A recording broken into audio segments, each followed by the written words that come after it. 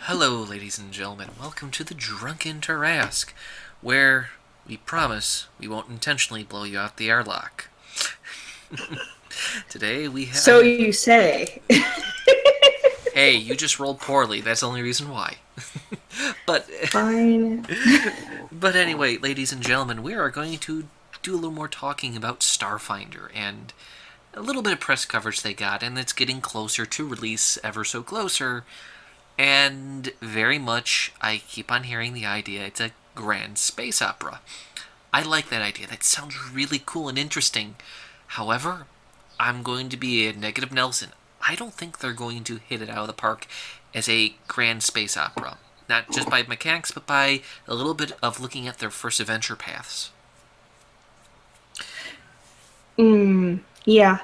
More the more that we find out about this, the less it seems like a grand space opera, and the more it seems like the writers of Starfinder couldn't really decide what they wanted from all of this. They couldn't decide what they wanted to be. They're like, we kind of want it to be everything at once. Yeah, They didn't want to commit. well, the thing is that they want to commit to everything, and they're not taking, in my personal opinion, taking the solid steps to go, this is my universe, this is what we're going to do, be damned, we're going to run with this. Mainly because I've looked at several different universes, and every single time I look at it, every little time, you have to make choices, and mechanically, the space combat was openly admitted, it's a mini game.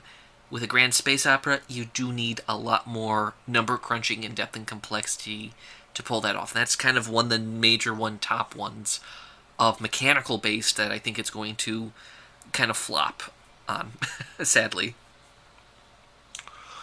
Yeah, the more we find out about this, the less it feels like Byron, be quiet, kitty, kitty. It's Officer Mittens. He always decides to show up. It's Officer Mittens.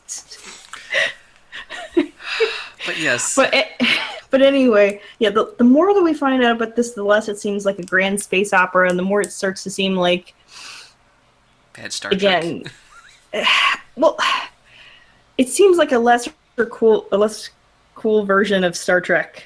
Yeah, It almost it's like we're gonna brave new worlds, and we're not gonna talk about any kinds of wars that may have taken place in this universe or anything like that. We're not gonna go get as in depth as like Warhammer 40K oh yeah. or talk about any of that stuff, any of that backstory. We're not gonna go into that. No, we're just gonna leave a lot of things open ended so that we don't have to write as much. And just let a bunch of different writers write it.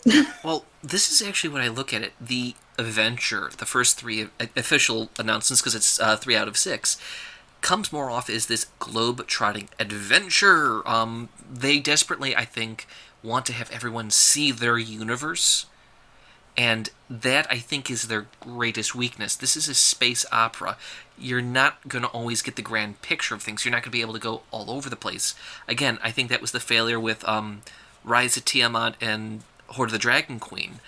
They wanted to shuffle everyone all over Faerun and make it this grand epic thing without actually coming together with the idea of a theme or a tone, and to actually get people to get invested in the universe. You're kind of shuffled along from place to place. This, it just streamed to me. It is a fantasy idea set in sci-fi, science fiction, and not making those necessary changes between genres. Yeah, and it's an incredibly important thing to do. It seems like they wanted to leave enough room for a bunch of different sci-fi genres, but I don't know if that's necessarily the best choice overall. I mean, just from what we're seeing here, because it just reads to me with everything that they've done, the choices that they've made, that they didn't write the whole story, that they haven't written to give to us, Mm-hmm. and they're just waiting for all these different modules to fill in the blanks. Yeah, it's. I think looking at this, you start seeing the major faults. Incident at Absalom Station, first of the Dark Sun series. It's how it starts off, that you're sent to investigate unexpected bloodshed Delve into the station's seedy Spike neighborhood, and the heroes confront the gangs and discover they are both paid to start the riot, and that the true conflict is between two rival mining companies battling over a new arrival in orbit around the station, a mysteriously deserted ship, and a strange asteroid in tow. To head off further quote-unquote violence, you're asked to investigate the ship and discover what happened to its crew and the mysterious asteroid in tow, and then it says, but what the players find set in motion events that could threaten the entirety of the Pact Worlds and change the face of the galaxy forever. The thing is, that whole setup could easily be an okay session for one complete campaign, and actually delving into detail. I have a problem how it starts off, that you have some bloodshed of a riot, and you're sent to investigate. It doesn't actually get you into it. It's trying to go for that gritty atmosphere of, oh, gang warfare, this brutality in there. And then it shifts to another tone of changing the galaxy forever. And these are two different ideas and tones that you really, if you were going to focus on the gang warfare theory, I'm going to use that, you actually would have to be investigating deeper and deeper into gang territories, rival gangs, intergalaxy spanning galaxy gangs, and scuffles like that. It seems like it really suffers from a lack of a reason to care. Like I need you to give me a reason I should care about these two mining companies. Like give me a reason, Pathfinder. Give me a reason. I need to know why I should care about mining companies. Do I work for this mining company? Mm-hmm. Do I live on the space station? What's going on here? Well, that's the thing, is this little paragraph, for a person like me, if I read this on the back of a book, I would pitch it to the side. Because it's not giving me, like, what's with these two mining companies? What's so important about them? Why are they doing this? Like, it's they understand the idea of leaving mystery, but not giving you that enough of a bite to go, why should I be invested to pick this up? Because right as I just said this, I would change that whole station story up and drive in a different direction if you want to stick with the gangs. You wouldn't be going on a globe-trotting adventure. You'd probably sticking in the Pact Worlds or a small sector of it, because I would think the gang story would probably be a more interesting tale to tell if it's actually that they're the real villains, or that they were done that. Those mining facilities, they don't strike me as, oh, we're trying to be evil and make money and get this asteroid. It's like, okay, you want to do this evil thing, and it's now mysterious. It's like, that doesn't really come off as of long term. It's kind of it seems like coming from the J.K. Rowling school of mystery, which is they don't tell you all of these different things. They don't give you enough information because they want to leave an air of mystery, but really it's just kind of trying to hide the spaces that are blank. Like there's a whole bunch of holes here where we haven't filled in plot development, or world development. We haven't built the world. There's all these different spaces these gaps that are empty. And so the mystery is there to kind of give you the illusion that there's something more to look forward to, but really it's just the part of the board that is empty. Mm-hmm. Well, and this is why, just looking at this first adventure, it's why as a DM I try to come up with something that will grab people's attention. And really sink their teeth into. Where another thing I think would be a better way of handling this, you could still have the gang theory in there, but don't have them funded by rival mining companies. Have it paid money coming in, slush funds from a different empire or I'm going to say kingdom, but a different conglomerate in the Pact Worlds or something like that, or another one outside those worlds that's trying to take over it and using instability. And you could have a political aspect to it, because maybe some kind of government official is actually has their fingers into all of this too, so they're all involved. And see, we've already written a better beginning story. Exactly. It's that. This is why we're looking at this in this kind of exhaustion, because we're missing a grand big piece of the puzzle. Like, you need to have these mysteries, but you also need power playing factions that actually make sense. Not just we want to make money, evil, we're greedy, but full blown big things. Yeah. For the drama that the space opera genre is known for, you really need something that's very quick to draw people in. And the easiest thing is to have these huge power players that work with characters stuck in the middle, and knowing that they feel sort of vulnerable and helpless, but they know they have to try to fight against this big thing that seems huge and bigger than themselves. So it's yeah. And well, that's the other thing is you And have that's this the easiest way to start it. exactly like the mysterious arrival at the station. You can still have this item still come into play, the magical MacGuffin for the players. But ultimately, if you keep this the civil war, or even make it a civil war where they're trying to incite instability in this area, you're having a spaceship that's empty, and then you're having this, like, for me, it strikes me as this is a great idea to work into a super weapon or a weapon of a different nation trying to gain an upper hand in the long term, and they're using underhanded tactics, already setting the tone of grittiness that they want, a grand space opera, but also leaving in that kind of tension of, oh my god, these guys are being evil, and actually having the actual theme of good versus evil, and letting that gray area seep in to show, yeah, these evil guys are really evil, and kind of giving the choice, are you going to side with them, or are you going to do the right thing? Or if you're the right guys, do we do the same thing against them so we win? It's like, you do need these quandaries. Think about it like this. Like, think about, for example, the situation with Frank Herbert's Dune, and you already know what resource is being fought over. It's the spice, and it's incredibly vital to every aspect of the world that's taking place in Frank Herbert's Dune. If you have the stuff that's being mined for, that the mining companies are fighting over, be this really integral thing that most of the galaxy is like dying to get a hold of, that already amps things up to 11. Because you would understand why people are fighting over it, maybe even willing to fight wars over it. Mm-hmm.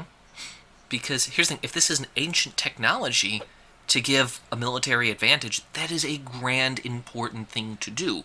An ancient species. And going into the next part of the Starfinder adventure is Temple of the 12. And this is where, again, it seems to be chopped up into chunks without this overarching connection, because it's like, now members of the Starfinder Society, captains of their own vessel. I still question that nature, but I understand why, because you want to show the mechanics. But home of some of the best universities on a specific planet, Castorolv or whatever. I'm horrible at pronouncing things, but best of the universities in the Pact Worlds to do research the clues they found on the mysterious asteroid and point them towards an ancient elven city temple called the Temple of the 12, lost in a teeming jungle.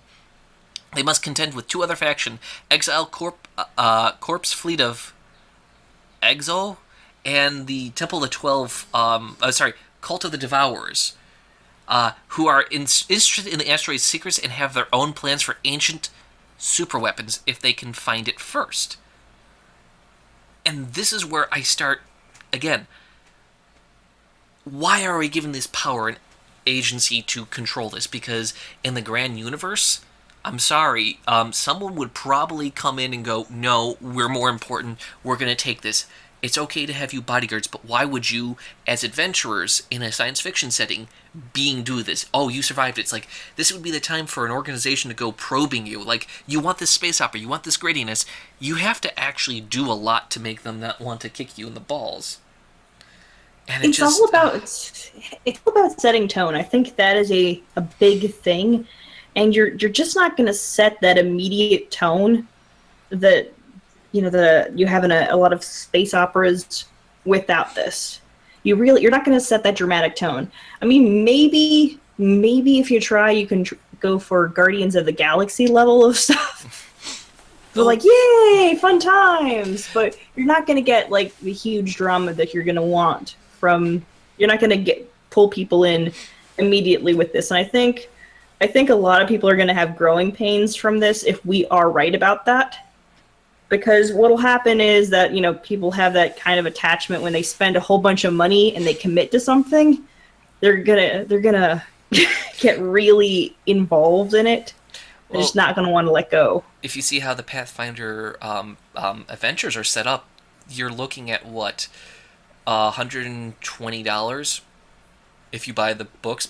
Okay, I'm saying I'm making it cheap, going $120, but you're looking at $120 if not more to get the whole entire adventure that doesn't come in some nicely neat packed set. Like, that's a huge investment for anyone. And I'm sorry, like some of these adventures, like this is like the you find this mysterious item and you must like explore it. Like this is something else. I would say this segment too should be again its own adventure. Why? Because you should literally go. You are exploring this jungle world. I'm changing things up because as a DM, I start looking at like this. You need to completely change some adventure modules for them to make sense. Like you should be on that specific world and you find this information of ancient elven city.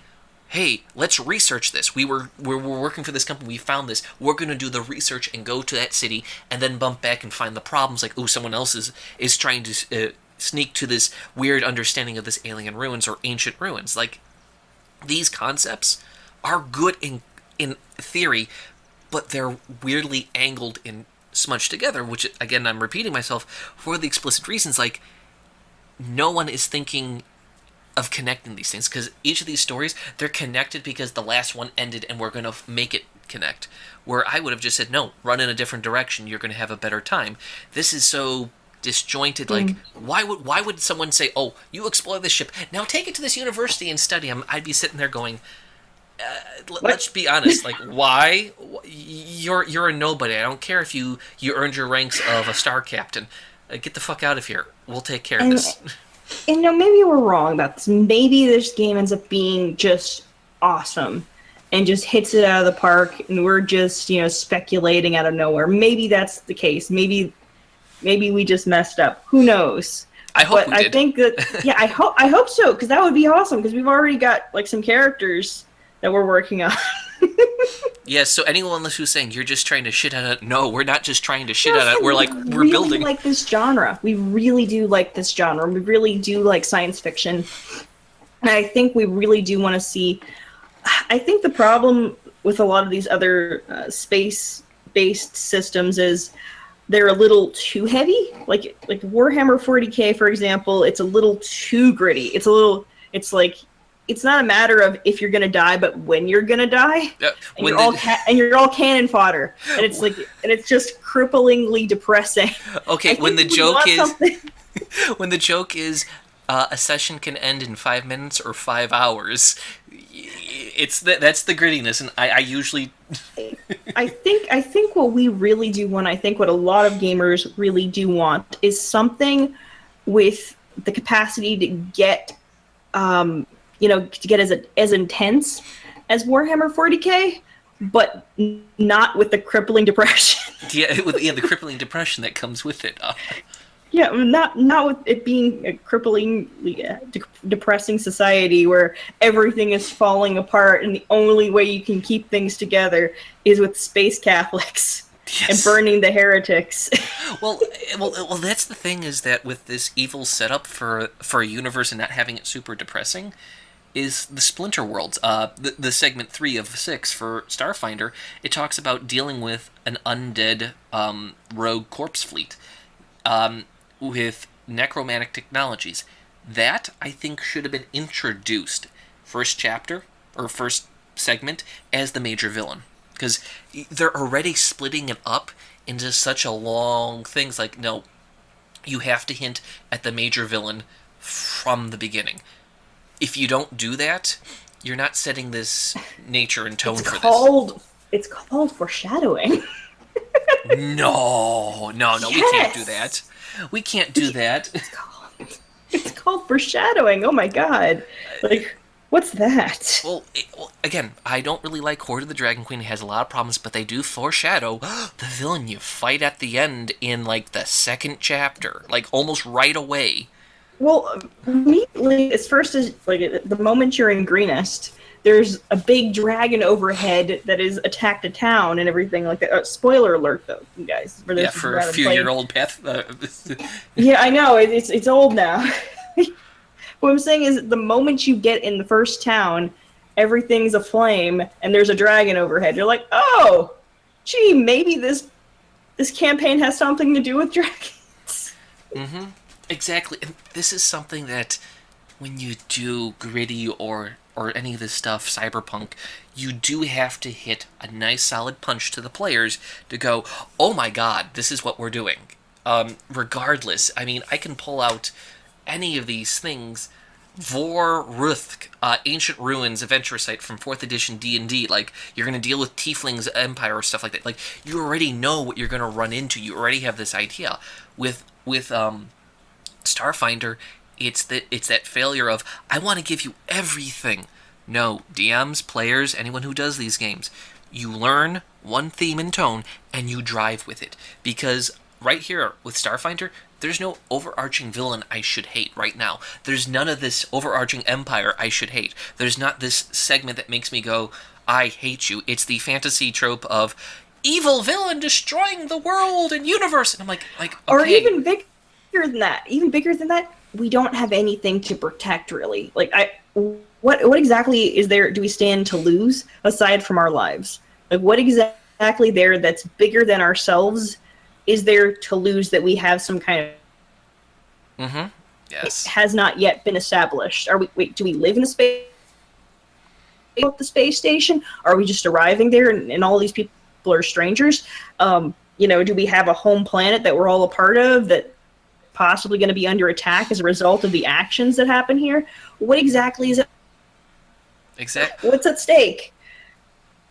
Here's one of the other issues that I have with these type of things, and this is why I'm kicking it like a puppy, but there's a reason why. It's not because I'm an asshole, though some may say I am, but it's, look at Mass Effect. Like, each of these books go from segment to segment, and someone can blow past these segments really quickly.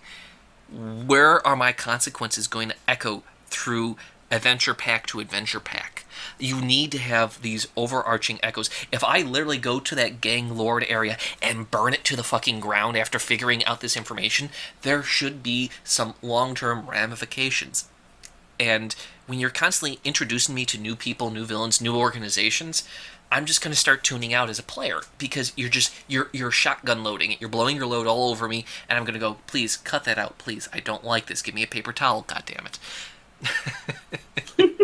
Like, what happens if we decide to say, screw all this noise, let's just form a group of terrorists that are trying to rebel against this bullshit campaign and just blow everything to Kingdom Come? What happens to us if we do that? Exactly, and that's the thing, is this is some of the important things when you have these campaigns. You need to open up just enough for players not to feel constrained and railroaded. Just looking at this, I feel, as a DM, completely constrained and railroaded doing this. As a player, I would be ultimately infuriated, because I'm going to tell you something. I've learned this. Players will go to right field. They will make a left-hand turn when they should make a right, and just because it's a module, you got to leave this open nature, and that's why you need a very clear or clear enough villain to deal with. Curse of Strahd, I think, is the primary example Paizo should be learning from, because you are set in this small little zone. You technically can't leave it, but you have a fully fleshed out zone and kind of quasi sandbox to run around and bounce around in. You need that so everyone can get to grips with the small little zone. It's a bit constricting, yes, and I know some people are going to say, no, I want to go there, but if you give a nice, clearly defined sandbox, you can actually allow players to bounce and wiggle around in enough movement, but still have this understanding, we have this evil cult trying to kill us, aka running from the Cult of the Dragons, which Rachel can attest to, that the cult was always coming at you, forcing you, if you were fiddling with yourself in the corner, it's like, no, I'm going to jam you along, because guess what? They're an ever-present threat. This, yes. No ever-present threat. Yes, there needs to be a sense of urgency from the beginning that you start all this. It really needs to hit you hardcore very fast, because otherwise there's no reason for people to be invested. And I feel like investment is something that has been assumed like right out of the gate with the people that they're trying to pitch this to, with the customer. They're assuming a level of investment that they don't know exists yet. So instead of, just urging that investment from the beginning with, here's the hook, we gotcha. It's, why do I care about the mining companies? Because What? here's the thing. What are they mining? Here's the thing. You move from adventure path to adventure path. What came before is essentially, to me, from what I read, swept to the side. I'm rereading or reading the Pathfinder adventures for the Jade Regent, and I'm going from spot to spot. So much of what was done in one segment almost seems to be trivial in the next segment.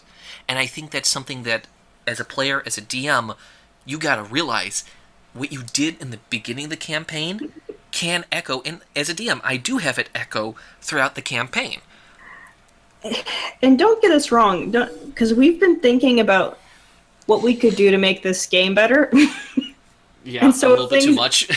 Yeah, and so if things end up completely bombing, we might try and find out some way to modify it and get it to you, or if you are listening to this on YouTube. Oh, well, that's essentially that's what Rachel and I do, is essentially, if we see massive problems with a adventure path, we will literally go, okay, Rachel, scalpel, give me the hacksaw, I'm going to reattach something in this place, it should work. But yeah, that's... Messing around, just messing around, we were thinking about, like maybe we could create a table for how to create random NPC red shirts. Random cannon fodder. Mm-hmm. Well, that's kind of the bigger and importance. Generate that, but having a sense of making it funny rather than like both tragic and funny. That dark level of humor. It's like giving you the option to sacrifice a crew member to send them out there to certain death, but give them like a backstory that's enough to make it painful. So they're not just going to throw all of them out there at once. It's like, oh, this lady has a baby. Or this guy is just like a month from retirement. Well, here's one of the best things you gotta realize for if you want to have a gritty adventure or any of these adventures. The joke is, it starts off as Lord of the Rings and ends as Monty Python. And here's something: when you have dark games, inevitably dark humor will arise. Every single time I see it, and no matter what people say, none of these games I've run across do you have that natural dark humor that usually comes with servicemen. If you start really looking at how dark people can go, you start realizing it's how people handle the stresses. If you do keep it as the generic epic story that you want to have, which there's nothing wrong with, you will start realizing, like, most of your people, if you even, like, remotely scratch the surface and try to look at it, you start realizing your people are psychopaths and sociopaths that just don't humanly intergage. That's why these games, you need to have this diversity, this very clear and really rich background to help you, and a clear set villain will help you create that clear background, because if you have space Nazis, you're going to have a clear understanding of who's their enemies, who's not going to like them, and who's going to fight against them. When you keep it generic, every villain seems, and ally seems you realize when you these very linear storylines, like what if somebody could find a way to solve the entire first mission by just bringing both sides of the mining company together with the power of dance? No more Star-Lord for you.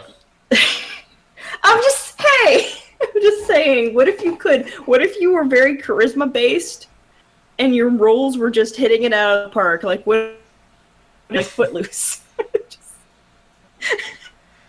Sorry, I'm just saying that, like, you always have to anticipate that somebody's going to take a completely out of left field approach to solving the problem.